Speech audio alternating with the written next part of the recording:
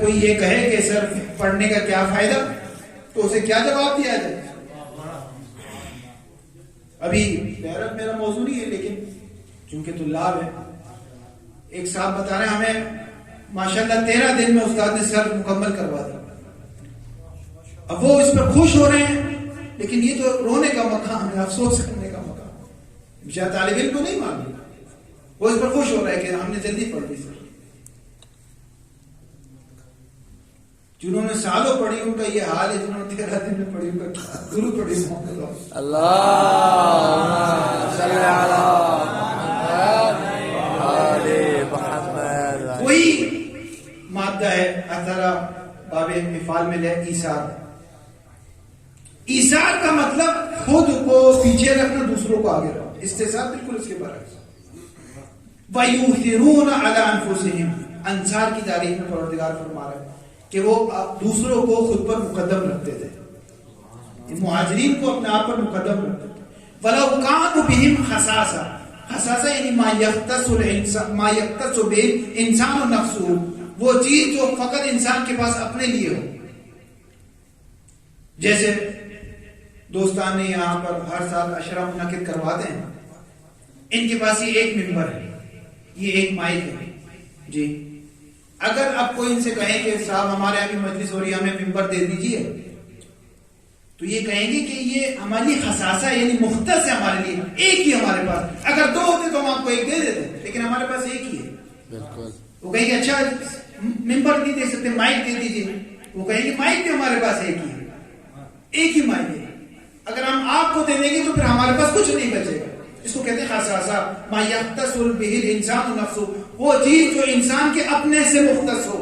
جیسے لباس ہے، یہ لباس میرا ہے، میں اسے اتارتا ہوں دوسرا لباس پہن لیتا ہوں، 2 لباس ہے میرے پاس. لیکن اگر 10 لباس ہو میرے پاس، اور اگر کوئی آ کے یہ کہے کہ صاحب ایک لباس دے دیجئے، تو میں وہ لباس اسے دے سکتا ہوں. 10 لباس ہے، ایک دے دیا میں نے، کوئی مسئلہ نہیں. لیکن اگر 2 لباس ہو تو یہ دونوں مجھ سے مخصوص ہیں. ایک اتارتا ہوں دوسرا پہنتا ہوں، دوسرا اتارتا ہوں پہلا پہنتا ہوں، یہ مخصوص ہے. پروردگار عالم انصار کی تعریف میں اور مدح میں فرما رہا ہے وَيُؤْثِرُونَ عَلَىٰ أَنفُسِهِمْ، وہ ہمیشہ دوسروں کو مقدم رکھتے تھے، مہاجرین کو مقدم رکھتے تھے. وَلَوْ كَانُوا بِهِمْ خَصَاصَةً، اگرچہ خود ان کے پاس وہ چیزیں تھی جو ان سے مخصوص تھی، ایک ایک چیزیں تھی، پھر بھی دوسروں کو دے دیا کرتے تھے.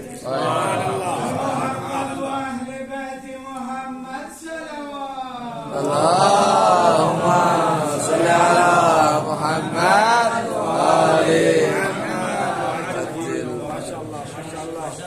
اس حالت میں انفاق کرنا بہت سخت ہوتا ہے جب ان کے پاس انسان کے لیے اپنے لیے چیز ہے. جی ایک بار اس کے گھر میں ذخیرے ہیں، اس نے ذخیرے کیا ہوا ہے، ذخیرہ اندوزی کی ہوئی ہے. اس کے بعد کوئی آ کے مانگتا ہے، دے دینا آسان ہے. لیکن ایک بات ہے اس کے پاس کچھ نہیں ہے، اس کے بعد اگر کوئی مانگے تو اس وقت دینا بہت سخت ہے.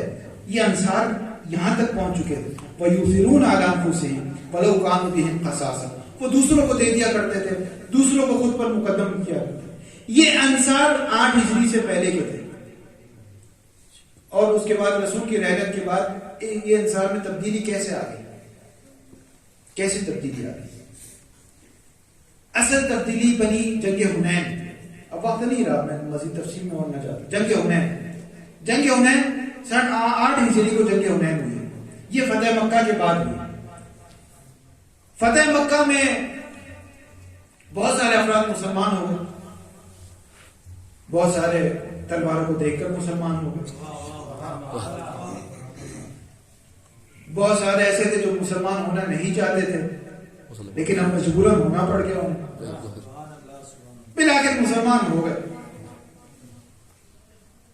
اب حنین کی جنگ ہوئی. حنین کی جنگ طائف کے علاقے میں ہوئی.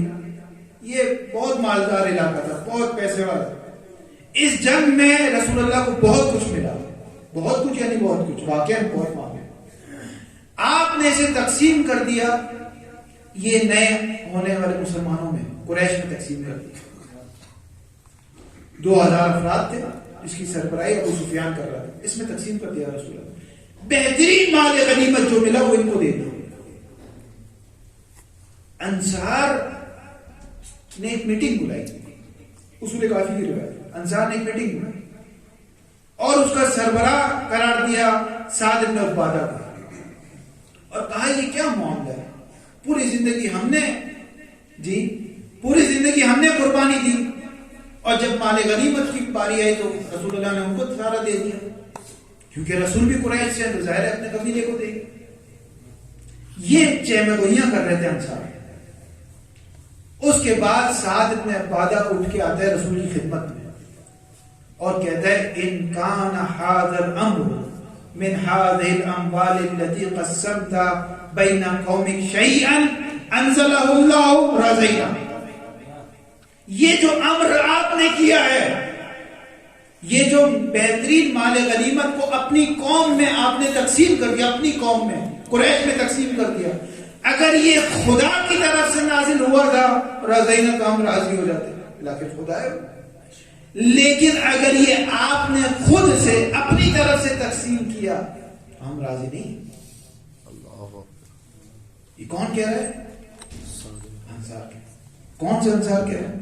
وَيُؤْثِرُونَ عَلَىٰ أَنفُسِهِمْ وَلَوْ كَانُوا بِهِمْ خَصَاصَةٌ کی منزل پر جو فائز تھا، وہ انصاری بات کر رہے ہیں، رسول سے فرما رہے ہیں کہ اگر آپ نے کیا ہے تو ہم راضی نہیں ہیں۔ کتنی بڑی گستاخی ہے۔ اس کے بعد پیغمبر نے کہا تمام انصار کو بلایا جائے، تمام افراد آ گئے۔ یہ صرف گفتگو بھی سعد بن عبادہ سے ہوئی۔ رسول نے فرمایا اکلکم علی رائے سیدکم، آیا تم سب کی بھی وہی رائے ہے، وہی نظریہ ہے جو تمہارے سید کا ہے، یعنی سعد بن عبادہ کا؟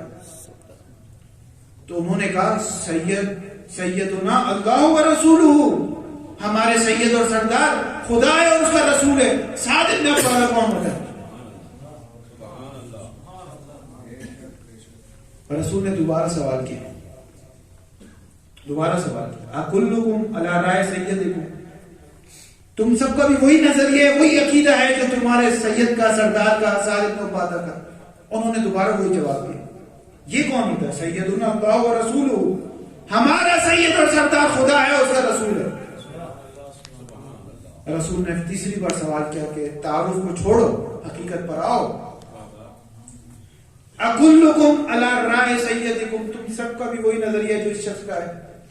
اب تیسری بار انہوں نے جواب دیا، اصول کافی کی روایت ہے، زرارہ کہتے ہیں سمعت ابا جعفر، میں غور سے سن رہا تھا امام باقر کو، امام فرما رہے تھے کہ انہوں نے انصار نے جواب دیا نحن علی رائہ و قولہ، ہمارا بھی ہاں وہی نظریہ ہے جو اس سعد بن عبادہ کا نظریہ ہے۔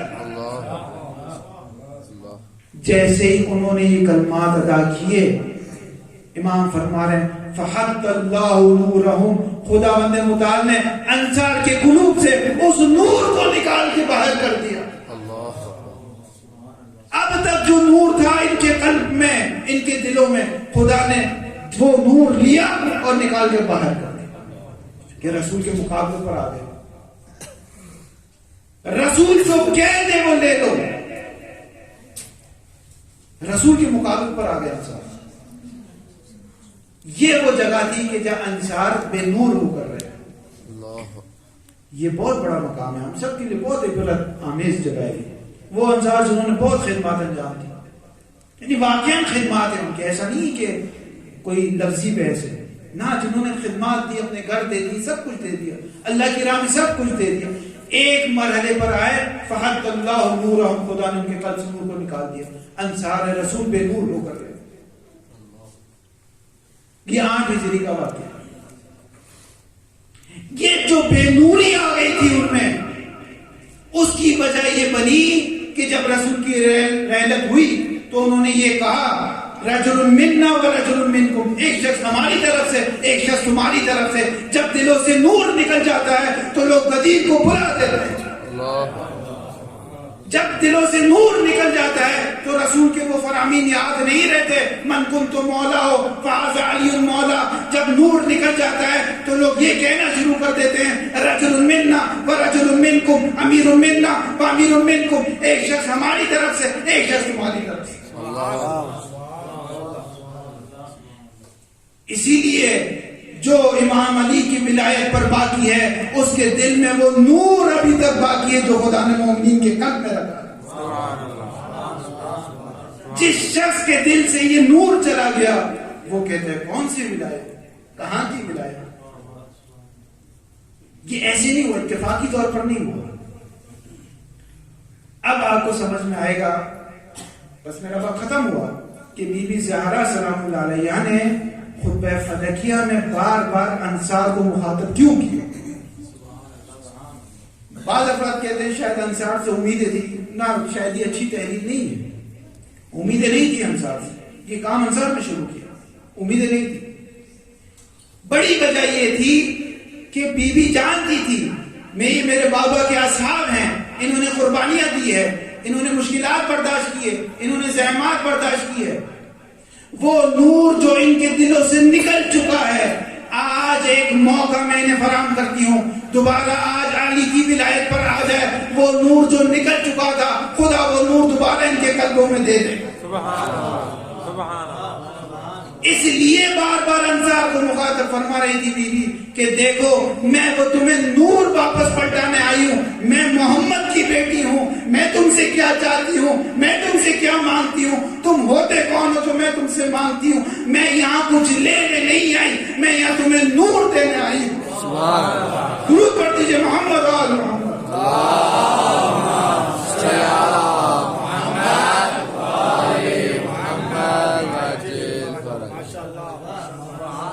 بار مخاطب فرما رہی انصار تاکہ وہ نور آئے، کیونکہ دیکھیں یہ ابھی مجھ سے پہلے آگا صاحب قرآن کی آیت کی تلاوت فرما رہے تھے، اس میں آپ دیکھیں انہوں نے کن آیات کی تلاوت فرمائی۔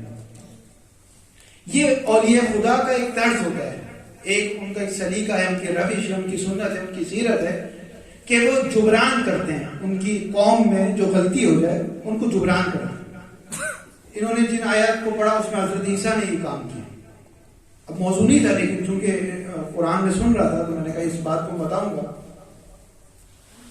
کہ حضرت عیسیٰ کی قوم نے حضرت عیسیٰ سے کیا کہا، اذ قال الحواریون لعیسیٰ ابن مریم، جب حضرت عیسیٰ کے اصحاب نے حضرت عیسیٰ سے کہا هل يستطيع ربك ان ينزل علينا مائدة من السماء، کہ اے عیسیٰ یہ بتاؤ تمہارا رب یہ طاقت رکھتا ہے کہ ہم پر آسمان سے ایک سفرہ نازل کرتے، ایک دسترخوان نازل کرتے؟ اب کتنی گستاخی ہے جملے، هل يستطيع ربك، ربنا نہیں کہا ربک کا، یہ نہیں کہا کہ ہمارا رب، بلکہ کہا اے عیسیٰ تمہارا رب۔ تو کیا تمہارا کوئی اور رب ہے؟ جی ان کا کوئی اور رب تھا؟ نہیں، لیکن گستاخی کی ہے۔ اور یستطیع قدرت خداوند پر شک کر، حضرت عیسیٰ نے فوراً کہا اتقوا اللہ، اللہ کا تقوی اختیار کرو، ان کنتم مؤمنین، اگر ایمان رکھتے ہو تو اس قسم کے الفاظ اپنی زبان پر مت لاؤ، یہ گستاخی ہے۔ یہ وہ نور تھا جو ان کی قوم سے نکل رہا تھا۔ اب حضرت عیسیٰ نے دیکھیں کیا دعا فرمائی، دیکھیں کیا دعا فرمائی۔ آپ سب طالب علم میں جانتے ہیں اس بات کو کہ عربی زبان میں یا اللہم آتا ہے یا اللہ آتا ہے، یہ میم مشددہ وہی یا حرف ندا کے مقابل پر آتا ہے، یا اللہم کہتے ہیں آپ یا اللہ کہتے ہیں، دو ایک ساتھ نہیں آتے۔ پورے قرآن میں صرف ایک جگہ یہی وہ آیت ہے جہاں حضرت عیسیٰ نے فرمایا اللہم ربنا، اے ہمارے خدا، اے ہمارے رب۔ اللہ سبحان، دونوں کلمے کو تکرار فرمایا کیونکہ انہوں نے ربکا کہا تھا، حضرت عیسیٰ نے کہا ربنا، انہوں نے خدا کی توہین کی تھی۔ حضرت عیسیٰ نے دو بار کہا اللہم ربنا انزل علینا مائدۃ من السماء، آسمان سے ایک مائدہ نازل کر۔ حضرت عیسیٰ نے ان کی غلطیوں کا جبران کیا، پروردگار کو دو بار اس انداز میں مخاطب کر کے بی بی زہرا نے بھی انصار کی اس خطا کا جبران کرنا چاہا کہ جو انہوں نے کی، کہا اے انصار آج بھی تم علی کی طرف داری کرنے لگو، آج بھی علی کی ولایت کی طرف آ جاؤ، وہ غلطی جو تم سے ہوئی ہے اس کا جبران ہو جائے گا، وہ نور جو تمہارے قلب سے نکل چکا ہے وہ واپس آ جائے۔ سبحان اللہ، کیا کہنا ہے یا علی،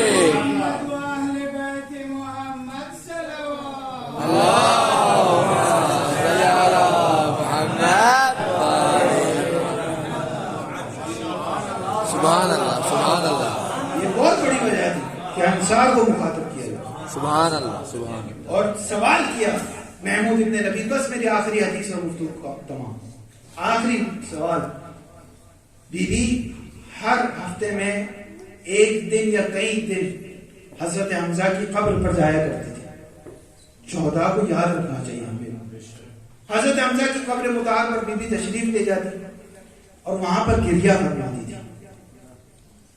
یہ روایت کفایت الاثر فی النصوص علی الائمۃ 12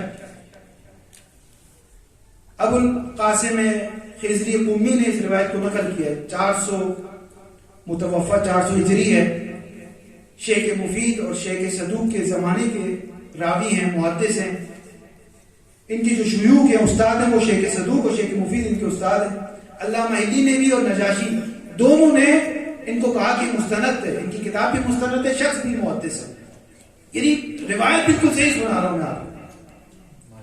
وہ شخص اپنی کتاب میں اس روایت کو نقل کرتا ہے اور اسی کی کتاب میں اور کہیں یہ روایت نہیں کہ جب بی بی گریہ فرما رہی تھی حضرت حمزہ کی قبر مطہر پر تو محمود ابن لبید کا وہاں سے گزر ہوا اور جب اس نے بی بی کا اس گریے کو سنا تو اس کا کلیجہ پھٹ گیا، برداشت نہیں کر سکا. آیا بی بی کی خدمت میں، کہا گریہ نہ فرمائیے دختر رسول، اے بنت رسول آپ گریہ نہ فرمائیے. آپ گریہ کرتی ہے ایسا لگتا ہے کہ پورا مدینہ گریہ کر رہا ہے، زمین و آسمان گریہ فرما رہے، ہمارا کلیجہ منہ کو آنے لگا. تو بی بی نے کہا میں کیوں گریہ نہ کروں، جبکہ پیغمبر کے بعد وہ حق چھین لیا گیا جو علی کا حق تھا. اس کے بعد ایک شعر پڑھا جو آپ سنتے ہیں اعتماد کا، کہ جب کوئی شخص مر جاتا ہے قل غم، اس کا غم کم ہو جاتا ہے، لیکن جب سے میرے بابا کا انتقال ہوا ہے میرے غم میں اضافہ ہی اضافہ ہوا ہے. تو اس وقت محمود ابن لبید ایک سوال کرتا ہے، کہا ٹھیک ہے ہوا جو کچھ ہوا، لیکن آپ کیوں ہر جگہ درمیان میں آتی ہیں؟ ہر جگہ ہم دیکھتے ہیں آپ کی بھی ایک شخصیت ہے. بہت سارے افراد ہوتے ہیں نا اپنی شخصیت کو بچانا چاہتے ہیں، تو آپ اپنی شخصیت کو محفوظ کریں. ہر جگہ ہم آپ کو دیکھتے ہیں، علی تو نظر نہیں آتے ہمیں کہیں، علی کیوں اپنے گھر میں ہیں، آپ کیوں ہر جگہ باہر ہیں؟ یہ سوال کیا ہے؟ ہمیں علی کا حق گیا ہے نا تو علی کو باہر ہونا چاہیے. علی کا حق پامال ہوا ہے تو علی کیوں نظر نہیں آتے، آپ کیوں نظر آتی ہے تھوڑا. اس وقت یہ روایت ہے اس کتاب میں کہ بی بی نے فرمایا مثل العلی مثل الکعبہ استغتا ولا تعتی. علی کی مثال کعبے کی مثال ہے، کعبے کی طرف خود جایا جاتا ہے، کعبہ کسی کی سمت چل کر نہیں آتا. سبحان اللہ سبحان اللہ سبحان اللہ، کیا کہنا ہے. علی کعبے کی مثال رکھتے ہیں، تم سب کی ذمہ داری ہے علی کی سمت جاؤ. علی کی ذمہ داری نہیں ہے کسی کی سمت ہے. میں علی کو کعبہ سمجھتی ہوں، میں اپنے گھر سے نکلوں گی، تمہاری بھی ذمہ داری ہے علی کو کعبہ سمجھو، اپنے گھر سے نکلو. نہیں نکلو گے تو توہین کعبے کی تم نے کی ہے، کعبے کی ذمہ داری نہیں ہے تمہاری سمت ہے. اللہ سبحان اللہ سبحان اللہ. کعبہ کہیں نہیں جاتا، کعبہ اپنی جگہ. علی کہیں نہیں جائیں گے، علی گھر میں تشریف رکھیں گے. یہ مجھ زہرا کی ذمہ داری ہے جو باہر نکلیں، ولایت علی کو لوگوں کے اذہان میں منتقل کریں، اس ولایت کو اجاگر کریں. سبحان اللہ. یہی آپ دیکھیں انصار سے بھی بار بار مخاطب ہو رہی تھی اسی وجہ سے. بس میرا وقت بالکل ختم. معذرت چاہتا ہوں، چند لگی کہ صرف تاخیر اوپر ہو گئی، معذرت چاہتا ہوں. انصار سے بھی اسی وجہ سے مخاطب فرما رہی تھی کہ آؤ علی کی نصرت کرو. نہیں کرو گے علی کو کوئی فرق نہیں پڑے گا، تمہیں فرق پڑے گا. ظاہر الفساد فی البر والبحر، یہ زمین جو فساد سے بھر چکی ہے اس سے دوبارہ نکل کر اعتدال کی راہ پر آ جائے. لیکن نہیں مانا انہیں، نہیں مانا. اس وجہ سے آج تک یہ فساد باقی ہے، آج تک باقی. اور یہی اس حدیث کے آخری جملات تھے جو محمود ابن لبید سے کی امام بی بی نے، کہ اگر علی کی ولایت پر آ جاتے ہو تو فتح. میں زہرا تم سے کہتی ہوں قیامت تک دو شخص میں بھی اختلاف ظاہر نہیں ہوگا. اور اگر علی کی ولایت سے باہر نکل جاتے ہو فَإِنَّ اخْتِلَافَكُمْ إِلَى يَوْمِ الْقِيَامَةِ تو آپ قیامت تک لڑتے رہو گے، اختلاف کرتے رہو گے، کیونکہ اس مرکزی کیل کو اس کی جگہ سے نکال دیا۔ ظَهَرَ الْفَسَادُ فِي الْبَرِّ وَالْبَحْرِ، خشکی اور تری میں فساد ظاہر ہو گیا، اب کچھ بھی نہیں کر سکتے۔ ایک وہ وقت آیا کہ جب بی بی نے فرمایا کہ علی میں اس دنیا سے تھک چکی ہوں۔ یہ رسول اللہ کی بیٹی یہ بات فرما رہی ہے، بس تو رسول اللہ یہ بات فرما رہی ہے کہ میں اس دنیا سے تھک چکی ہوں۔ دن ہی کتنے گزرے تھے پیغمبر کو، رحلت رسول پر دن ہی کتنے گزرے تھے، ایسا کیا ہوا جو بی بی تھک چکی ہے؟ ہر وہ کام کر لیا جس سے یہ فساد رک جائے، لیکن نہ رک، ہر وہ کام کیا نہیں۔ یہاں تک کہ ایک وہ وقت آیا کہ الاختصاص میں بھی یہ روایت موجود ہے، کتاب الارشاد میں بھی یہ روایت موجود ہے۔ اب میں کنایوں میں گفتگو کر سکتا ہوں، اس سے زیادہ صراحت سے میں گفتگو نہیں کر سکتا، ممبر کی مجبوریاں ہیں۔ روایت آپ خود جا کر پڑھیے گا کہ امام علی نے بی بی سے کہا کہ آپ اس وقت جائیے فتح کا مطالبہ کرنے جب فلاں شخص موجود نہ ہو۔ بی بی گئی ایک ایسے وقت کہ جب فلاں شخص نہیں تھا، تو اس شخص نے ایک رکے میں بی بی کو لکھ دیا کہ فتح آپ کا ہے۔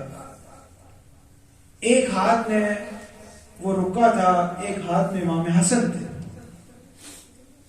جب نکلی ہیں مدینے سے باہر تو سامنے سے وہ شخص بھی آ گیا۔ اس نے کہا یا بنت محمد ما ھذا الکتاب الذی معکی، اے بنت محمد یہ بتائیے کہ آپ کے ہاتھ میں جو کتاب ہے، یہ جو رکا، یہ کس چیز کا؟ بی بی نے فرمایا یہ وہ فدق ہے جو مجھے واپس کر دیا گیا۔ تو اس معلوم نے کہا حل نمیہ الیہ، کہ واپس کیجئے مجھے، دے دیجئے مجھے۔ فابت ان تدفع الیہ، بی بی نے روک کے رکھا کہ میں تجھے واپس نہیں کروں گی۔ ایک طرف سے وہ لینے کی کوشش کر رہا تھا، ایک طرف سے بی بی نے منع کیا تھا میں یہ تجھے نہیں دوں گی۔ جب اس نے یہ منظر دیکھا، روایت کہتی ہے فَرَفَسَهَا بِرِجْلِهِ، اسے معلوم نے اپنے پاؤں کو اٹھایا۔ رفسا عرب میں اس جگہ استعمال کرتے ہیں جب کسی کے سینے پر انسان کوئی سنگین چیز کو رکھ دے تو اس وقت رفسا کا کلمہ استعمال کرتے ہیں۔ اس معلوم نے اپنے پاؤں کو اٹھایا، فَرَفَسَهَا بِرِجْلِهِ، اب میں ترجمہ نہیں کر سکتا، بی بی گری ہے، بی بی مدینے کی اس گلی میں گری ہے۔ یہاں سے بی بی نے دوبارہ اپنے آپ کو اٹھایا، فَلَّتَمَهَا، ایک نامحرم ہاتھ اٹھا، دوسری طرف ناموس علی ہے۔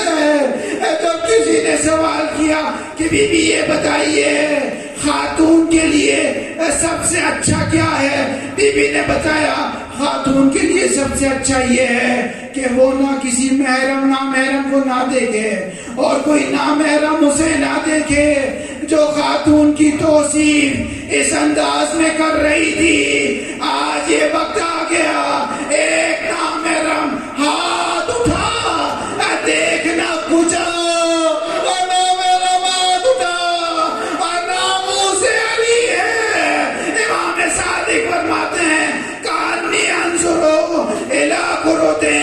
میں دیکھ رہا تھا بیوی کے گوشوارے گر کر مدینے کی گلیوں میں بکھر گئے۔ اگر کربلا میں سکینہ کے گوشوارے چھینے گئے تو یہ پہلی بار نہ ہوا۔ مدینے میں بھی خاتون جنت کو اس انداز میں کہ بیوی کے گوشوارے ٹوٹ گئے، مدینے کی گلیوں میں بکھر گئے۔ امام حسن کا ہاتھ تھاما، اب مدینے کی گلیوں میں دیواروں کا سہارا لے کر اپنے تشریف فرما ہو رہی ہیں. اب زہرا وہ زہرا نہ رہی، اب بال سفید ہو چکے ہیں، کمر جھک چکی ہے. اب حسن بھی وہ حسن نہ رہے، اب وہ حسن جو مدینہ رسول میں کھیلا کرتے تھے اب مدینے سے خائف نظر آتے ہیں، مدینے کی گلیوں میں جانا پسند نہیں فرماتے. اب بیوی جب گئی ہے امام حسن کا ہاتھ تھام کر، اب بال سفید ہو چکے ہیں، کمر جھک چکی ہے، لیکن جیسے ہی دروازے میں داخل ہوتی ہے امام علی پہچان لیتے ہیں. کہا سیدہ، اٹھ کر جاتے ہیں، بیوی کو لاتے ہیں. لیکن زینب جب مدینے واپس پلٹتی ہے، کربلا سے شام، شام سے مدینے جب واپس پلٹتی ہے، اپنے گھر میں جاتی ہے تو علی نے تو زہرا کو پہچان لیا، لیکن عبداللہ زینب کو نہ پہچان سکے. نہ جانے کون سی مصیبتیں کربلا میں آئی. عبداللہ کہتے ہیں ضعیفہ آپ یہاں کیا کر رہی ہے؟ کہا عبداللہ تو نے زینب کو نہ پہچانا. ایسی مصیبت آئی عبداللہ نہ پہچان سکے. اس کے بعد جب بیوی پہنچی ہے اور جب شہادت کا وقت ہوا، شہادت کے بعد جب دفنا کر علی مرتضیٰ گھر میں تشریف لائے، روایت میں سب سے زیادہ گریا امام حسن فرما رہے تھے. ایک صحابی آتے ہیں امام حسن سے آ کر کہتے ہیں حسن بیٹا آپ سب سے بڑے ہیں، حسین چھوٹے ہیں، زینب و کلثوم چھوٹی ہیں، آپ تو بڑے ہیں، آپ کو تو زیادہ صبر کرنا چاہیے. دیکھو بیٹا حسن، حسین کو صبر آ گیا، زینب و کلثوم